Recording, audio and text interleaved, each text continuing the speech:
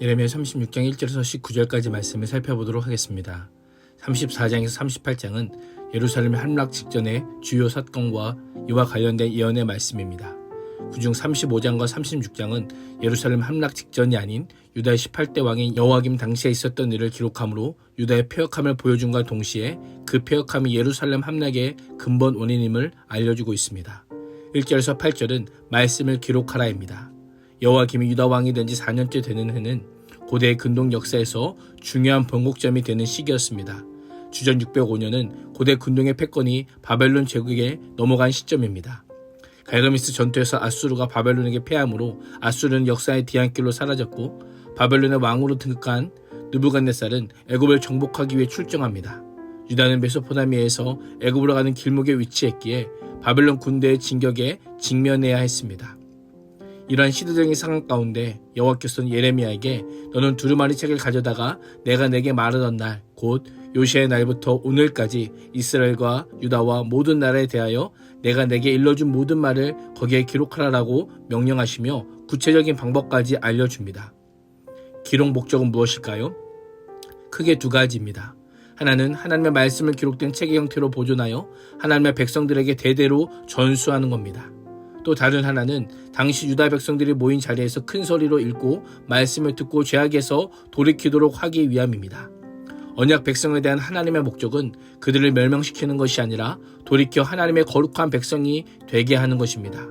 그래서 그들이 진심으로 회개할 때는 그들에게 내리고자 했던 재앙까지도 기꺼이 철회하시고 모든 죄악을 용서하실 것이라고 말씀합니다.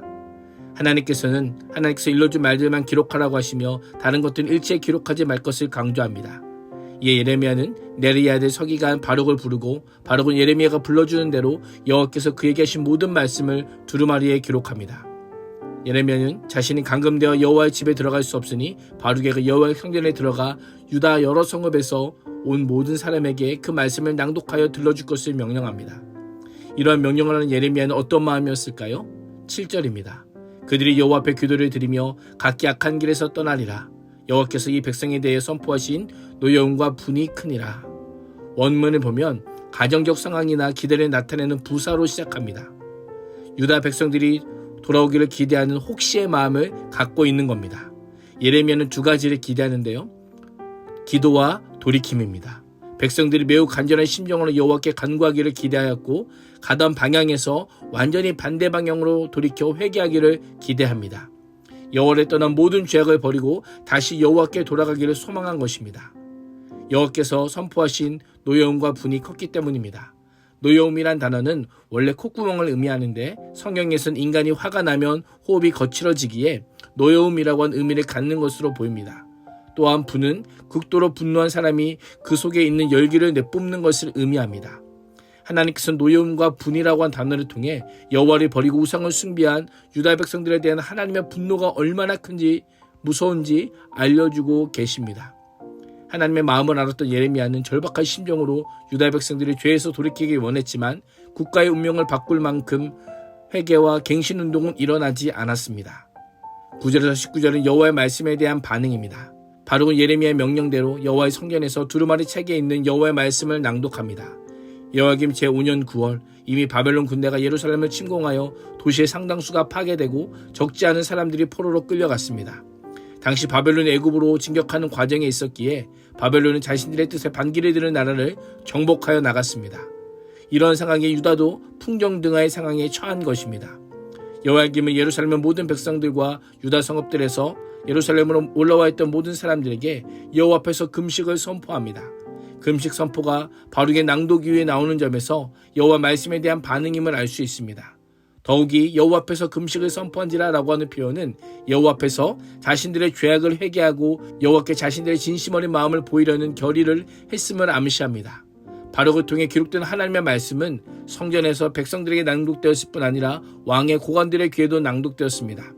11절에서 13절은 미가야가 왕궁의 고위 관리들에게 바룩이 성전에서 낭독한 내용을 전하는 것을 알려줍니다. 14절과 15절에서는 그 후속 조치로 고위 관료들이 바룩을 통해 두루마리의 내용을 직접 들었음을 밝힙니다.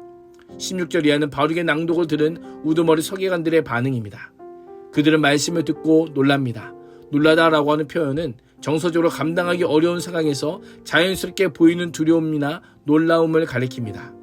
그들은 유다의 죄악에 대해 그 죄악에 대한 심판의 결과가 유다가 멸망하고 백성들은 바벨론 포로로 끌려갈 것이라고 하는 책의 내용을 듣고 두려워하며 놀라지 않을 수 없었던 겁니다. 자신들이 직접 들은 말씀을 여호야김 왕에게 반드시 보고해야 된다는 일종의 의무감을 느끼게 됩니다. 고관들이 추가로 바룩에게 말씀의 기록 방법에 대해 묻자 바룩은 책 기록 및 낭독과 관련된 모든 일을 조금도 숨기지 않고 정직하게 보고합니다. 이로 인해 언제 닥칠지 모르는 위협이나 위해를 피하기 위해 은폐하지 않습니다.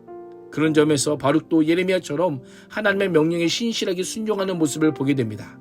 고관들은 예레미야와 바룩의 안전을 염려하며 바룩에게 예레미야와 함께 숨어있기를 명령합니다. 왕에게 그 메시지가 전해질 경우 왕의 심기가 불편해져 생명에 위협을 가할 수도 있음을 예상했던 겁니다.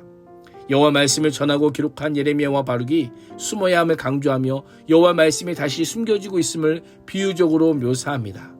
예레미야와 바룩을 보호하신 하나님, 끝까지 말씀을 선포하는 사명을 감당하게 하신 하나님, 모든 박해와 위협으로부터 건지시는 하나님께서 우리의 아버지시요 우리의 구원자이십니다.